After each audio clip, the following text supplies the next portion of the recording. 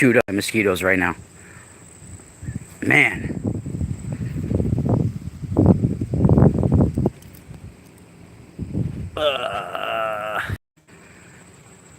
I just got bit by some Draculas.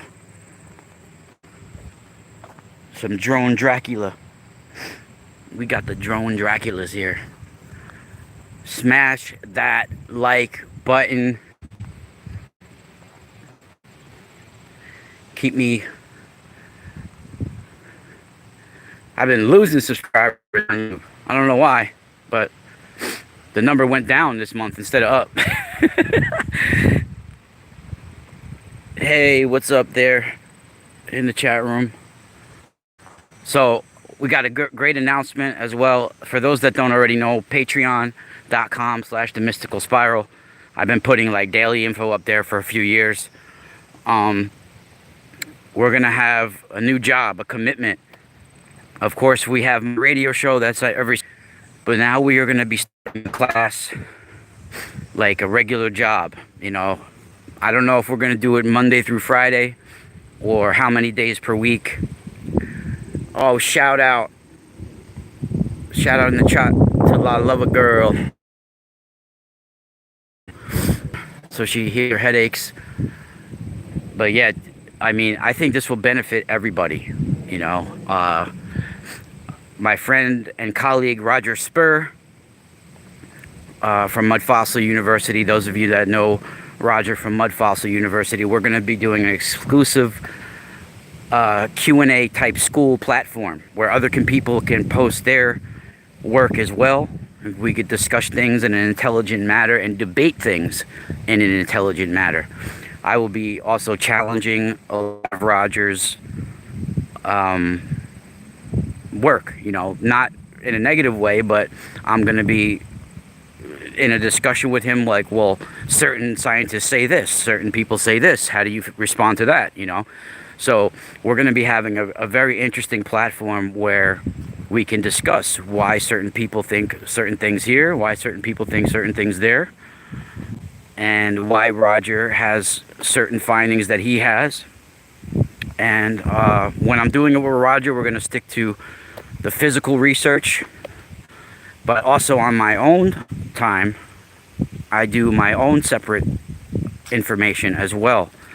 The regular stuff that people are used to. Plus, I've been making some amazing findings with ancient Egyptian writings. I posted it on my Patreon already today, some of it that even has to do with finding certain things beyond what Judy King talked about in some of her books. Very interesting, very interesting. After 20 years of looking at ancient Egyptian writings, things are really starting to make more sense. And it has to do with DNA replication, bacterial viruses, cosmic viruses, and the boat of millions of years. The cemetery of viruses of millions of years related to our genetic history. This is the boat of millions of years to the ancient Egyptians. And today, in fact, we're gonna be starting this school tomorrow. Me and Roger said we might eventually change the time, but for Roger right now, it's better to do during the day, before 5 p.m. So we're gonna do it midday tomorrow, about 1 p.m., 1 or 2 p.m. Eastern time. It will be recorded. You can join this for a minimum of $2 a month. Of course, it helps for people to subscribe at the higher platforms. But at the higher platforms, you also get more things, gifts from my website, all sorts of things that you get available to. But for $2 a month, which is, I mean, you can't even get water really for $2, right? A month. You're going to be able to join this, and it's going to be throughout the week, all week, and we're going to make this a commitment, me and Roger. So this is going to be just one thing is available on my Patreon, and we're going to start it tomorrow. Me and Roger have been working daily together, getting some, you know, he's been going over some of his information with me, and I'm really excited about this. And you know, the more people that join, the more time we could spend on this, and the more higher production we can get. I mean, just to get like better equipment for the school would be like way better. Editing and a laptop and things like that. I mean, it's eventually we could probably make this really, really good, and probably for, like I said, a minimum of $2 a month, people are going to be able to join this. And you could start tomorrow. You could start tonight. It's patreon.com/themysticalspiral. Roger's already been announcing it on his Mud Fossil University. I don't know how many. I don't know if he posted the actual website link about it, but he's been talking about it on his videos. And I'm going to be hosting Roger on some of his stuff. And we're going to be doing physics, biology, all of that, right? And also on the side, I'm going to be doing my own separate stuff besides Roger. Roger's going to be sticking to physical research, but you know, guys, I go down other topics. And one of the things I'm going to be talking about tonight, and I wanted to mention it right now, in fact, is what Dyson spheres are. These are very interesting. Hey, what's up, Masaki, in the chat room? Dyson spheres are literally like these mega structures that can collect solar rays, light, right? And I think it was first made in like first theorized in these modern times in the 1930s by an author. It was in a book, right? I forget the book's name. It was like Star something. You guys can look that up if you wanted to.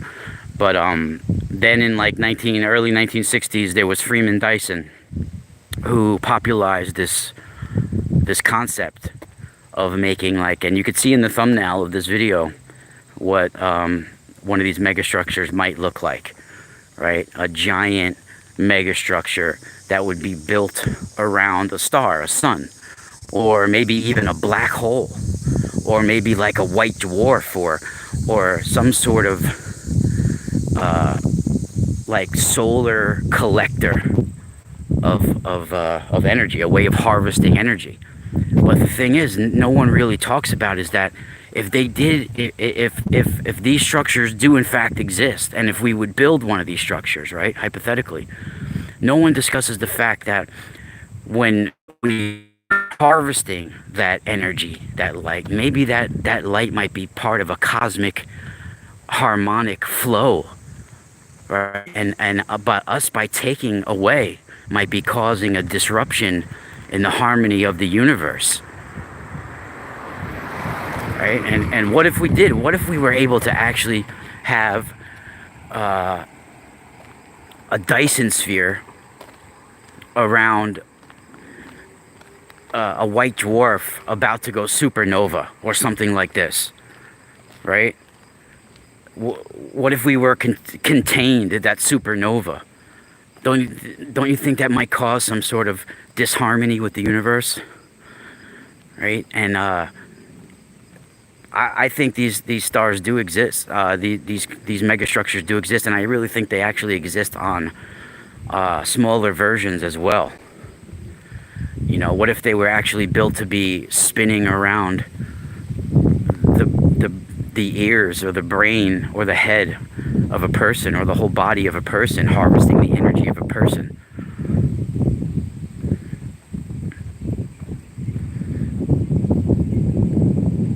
You know, or a comet, right?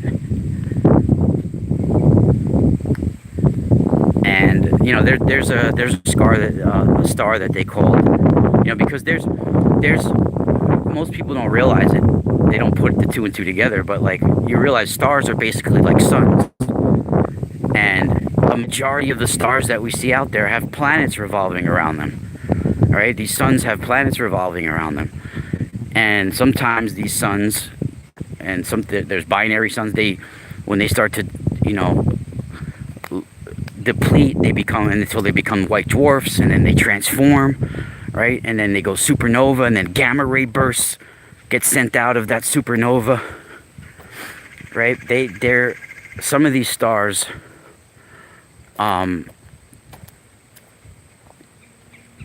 like one that they call the Tabby star, I think it's called, because there's a scientist it was named after. I think her name's Tabitha or something. But they started to realize it was dimming at one point, right? So they were like, well, maybe it's this, maybe it's that, maybe it's this. They started trying to figure out where the dim was coming from, and eventually someone says, what if it was a Dyson sphere? It's very interesting because I've gotten my own little doodlings of things that are very similar to what a Dyson sphere would look like, and I think it would cause a disruption in the universe. That if we're harvesting that energy from somewhere, I think that it would eventually cause a disruption. Let me see what people are talking in the chat room.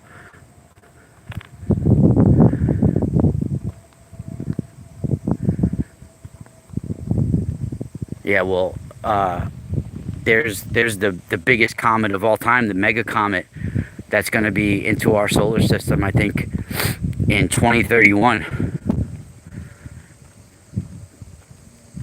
which is really intense. The biggest comet that we've ever seen, a mega comet.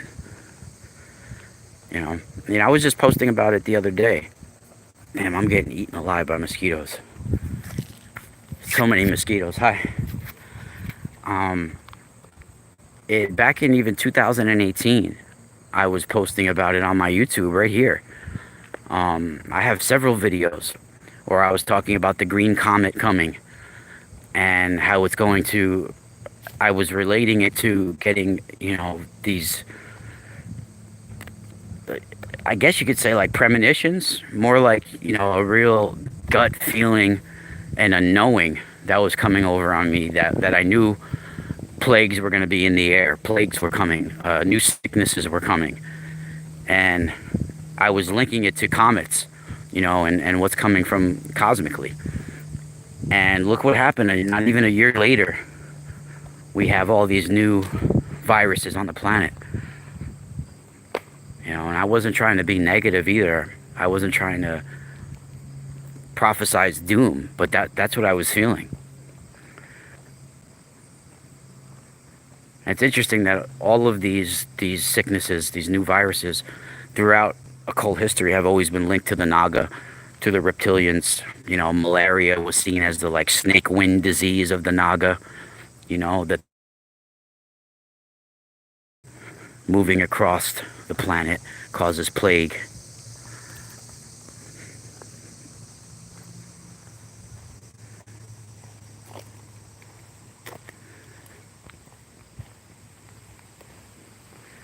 I've seen that they're actually, I don't know if it's actually in the work, because we don't know the truth of what's really going on, but there's been articles recently written about Dyson spheres that they're actually talking about, and they have been searching for them. I think they've been searching for these megastructures already, but they were talking about Dyson spheres around black holes, right, and things like this.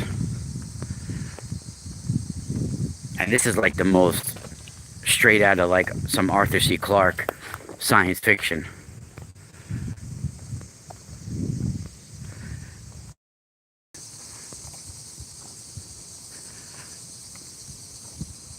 And some of the stuff that both Roger and I have talking about, and a lot of other people out there, it's so out there to the mainstream. But in fact, to me, it's more logical. It doesn't seem too out there. And science has become more of a religion. There's dogmatic beliefs in science that if you go against the grain, it's frowned upon, where it should be the other way around. It should be about finding the truth. But unfortunately, academia and medical community and science are so forced to stick down that road. I mean, just even with the Big Bang, Darwinism, all these things that people just accept. It's a shame. What's up in the chat room? Susie Q.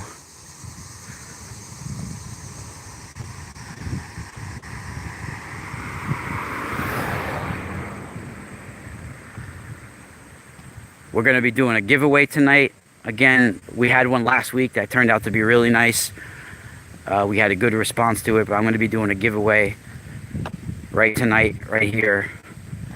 And last week we gave away a selenite wand and a copper tensor tool Ankh. So we're going to do a similar contest tonight where we're doing a giveaway for people. And I hope people join. And the school will be so worth it. I mean, if we could get a lot of subscribers for the school with me and Roger, I mean, we can really change things for all of us. And this will also be a place for other people to show their work.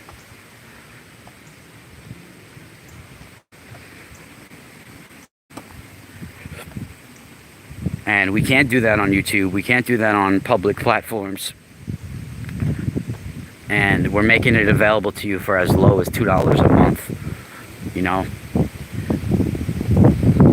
And for some people that can't even afford that, some of the clips of these videos will be posted on YouTube and places like that for some people to get some of the information out there. But there's certain things that Roger and myself can't discuss on YouTube, can't discuss on Facebook, can't discuss on any of these other platforms. So we're going to make it like a private Q&A school where we all learn together.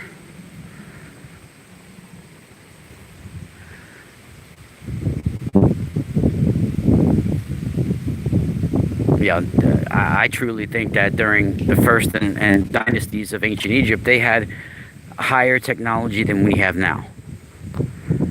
Higher information and technology than we have now. No doubt in my mind. I don't know why Egyptologists, scientists, all these quote-unquote geniuses in their fields and experts, why they would assume that a race and culture that can create these red granite, beautiful, like structures, and a masterpiece like the Giza Pyramid, the Great Pyramid, things like this, the Sphinx and all of these things, but yet their other information are just primitive spells and funerary beliefs. Yeah, some of it is like some of the most technology that we can't even duplicate today, but the other part of it is just primitive writings of cavemen. Right? Oh my God. The link for people that need the link. Esma Perrier, you already got the link. I think you're on my Patreon. So if you get emails from my Patreon posts, Esma, I think you're, if I'm correctly, you've recently subscribed to my Patreon. So if you're on my Patreon, you're all good. The link will be posted up there tonight or tomorrow morning on my Patreon for the school tomorrow. So if you're a member of my Patreon, you're already good. You're already received the information to join. For those out there that want to join just for Roger, it's definitely worth the $2 a month. For those that are interested in my information as well, you get that all the way as well. Plus there's higher platforms. And the higher platforms, you know, I'm actually going to rewrite all of the platforms to incorporate Roger and the different things in it now. So the higher platforms, you get access to getting gifts in the mail, email readings, things like this. As low as $2 a month, you can join the school, and most people can afford that.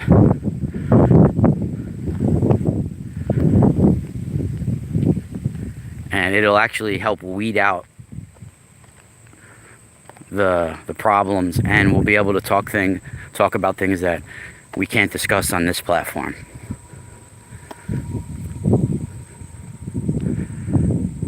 Right, because I do think exactly what is talked about And what's being created in labs today, the information is right there in the ancient Egyptian history. Things that are being created with DNA and RNA vaccines, all of that, right in ancient Egyptian writing. From what I've been finding, there's DNA replication, recoiled DNA, all of this stuff being discussed right in ancient Egyptian writing.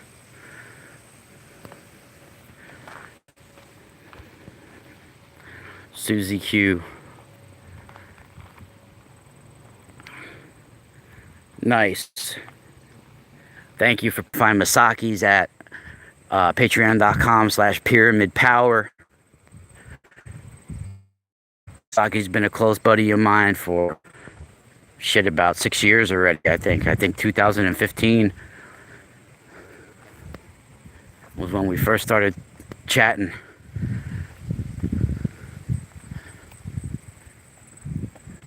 Both of us have been consistently out there, you know, putting even with Roger, you know, putting ourselves out there is a big thing as well.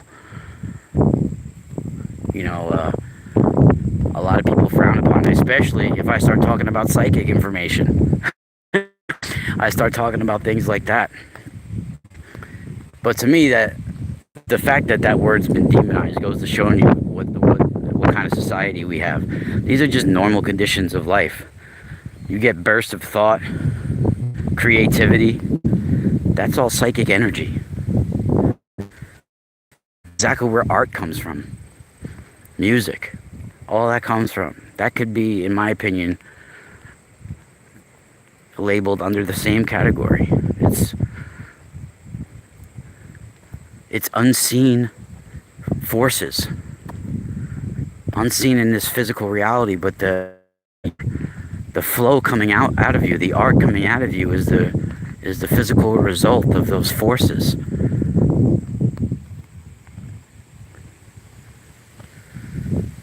That's why people have been so shut off to it.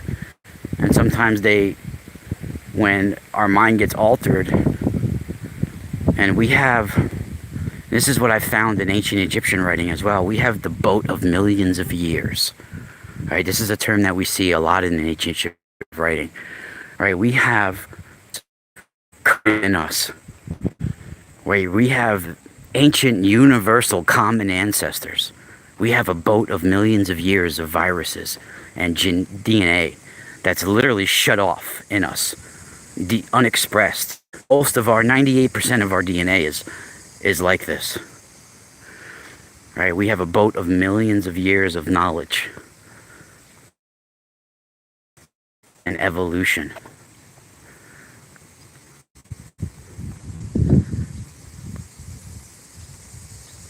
And I do believe we've been shut off from that for a reason. People, there might be intelligences out there that are scared of us having access to that.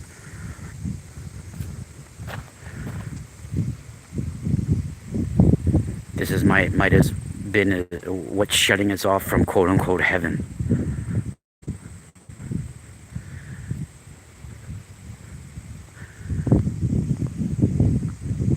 You know, I've seen some interesting videos where, you ever even see that video of that lady that's taking a picture of a deer? I don't even know if it's real, but it explores the concept of our spirit energy, really interesting. But there's a video I saw once on YouTube, or it was like on a paranormal show or something like this, but there was a video I saw once of a lady, I think there was like train track behind the house, or somebody had just hit a deer, and the deer was like about to die, and it did like a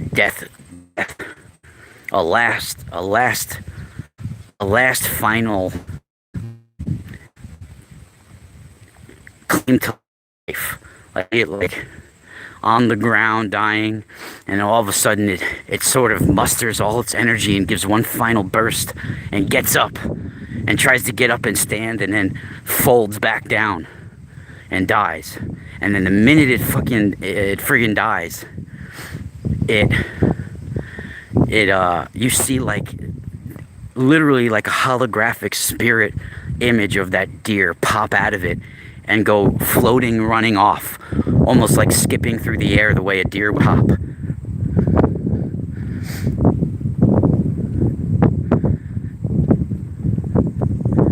So has our literal genetics been turned off to harmonically ascending, to a harmonic evolution, to moving to a quantum environment beyond this physical reality? Are we stuck here?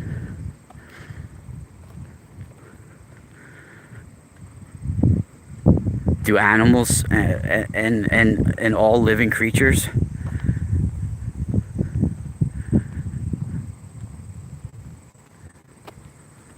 even especially about the knowledge of the harmony of the universe and the knowledge of death? If someone dies tragically and has no knowledge that they're dying, are those the ones that get stuck here? Or is it everybody that dies? Because it seems like a bigger imprint is left, a higher content of experiencing this type of energy is experienced when there's a tragedy at that location. Or if someone dies without, dies when they didn't realize that they're about to die.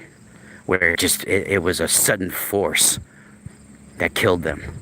And they're sort of caught in limbo.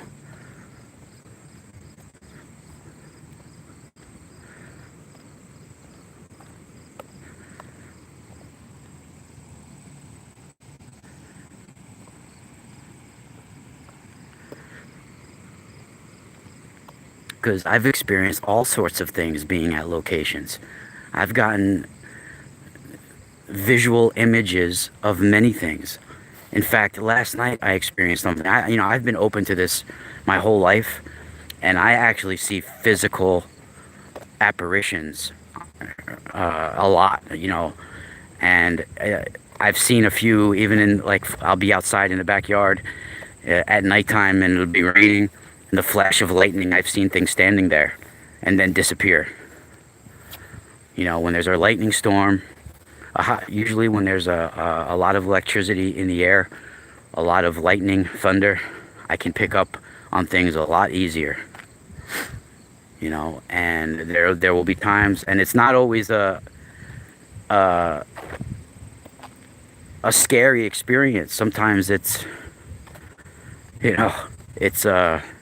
a life-changing moment, a good experience. And sometimes it could be something very frightening looking, And I actually think it has to do with what's in us also at the time. I think a lot of these energies has to do with what's emitting from us, even with UFO encounters. What if these interesting intelligences of light, when someone sees them or experiences them, they experience them with fear? And then their encounter and experience ends up being fear-based.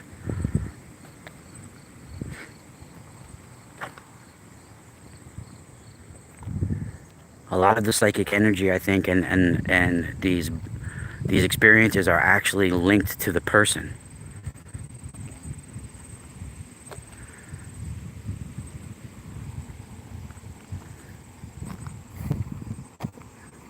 Hit that like button. Yes, thank you, everybody.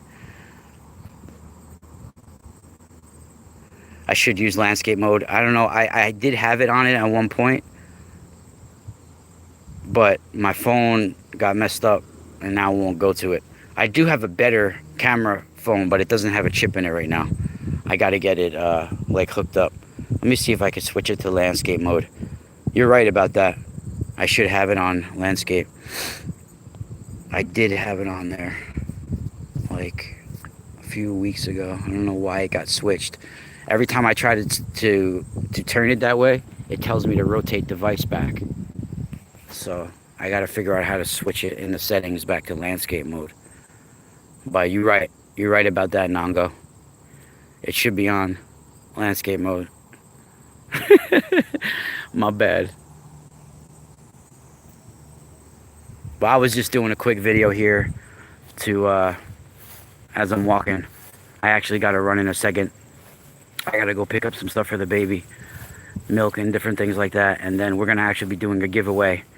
And then Roger and I literally start tomorrow. We've been meeting every day together.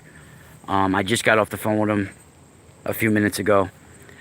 And it's going to be where I'm challenging him as well. I'm making him explain himself and not just accepting what he's saying. You know? So I hope everybody can join. And of course the discussions are going to be off the hook.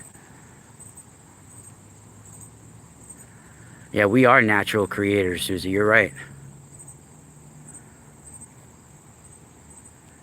And, you know, eventually if this school can actually take off and I can do it as... Hold on. Let me fix this. And I can do it as actually a day job. Like, we can actually really change things. Like, we can actually start where we're doing music classes. You know, where Roger is just Roger will be just be an aspect of one part of it. You know, everybody can join. There's a guy that has just been text messaging me, this guy Troy. He's from the medical community. So, I mean, there's possibilities where we can have other teachers join. You know, other people that have different things to offer, right? And in fact, like, if it gets to the point where we have enough people there and an interest in it, I can actually do classes on self-defense. I have over 30 years experience in self-defense, from wrestling to boxing to kickboxing to Muay Thai, Jiu-Jitsu. You know, there's different levels of karate that I've trained in. So, Ishin Ryu karate, you know, different things like this. So, we can actually do self-defense. We could do music. I could teach classes on guitar as well, and have music healing classes, copper, tensor tool sessions, and crystals, all of this. So it's all a matter of the support. Once we get the support, then we can actually make a commitment to it.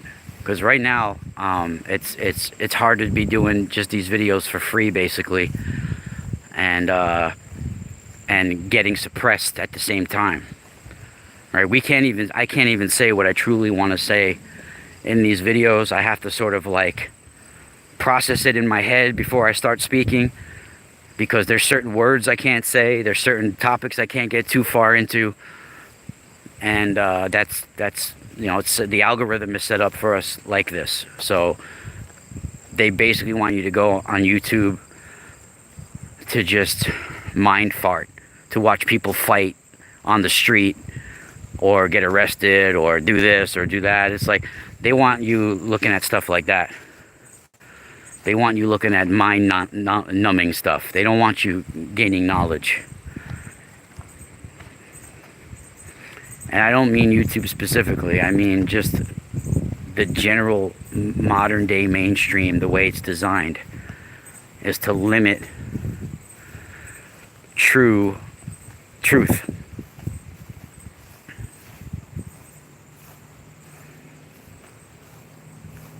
Look at the great honker.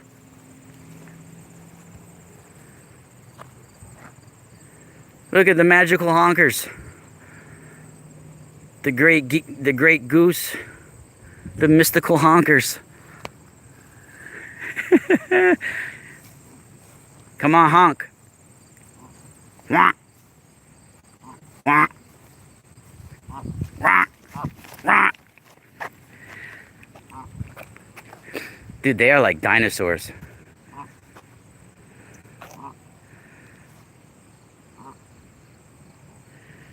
Wah. Wah. Wah. Wah. Wah. There you go. We got some honking going on.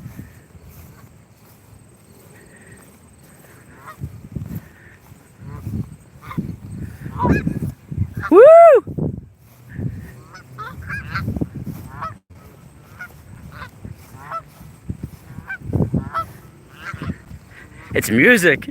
Woo!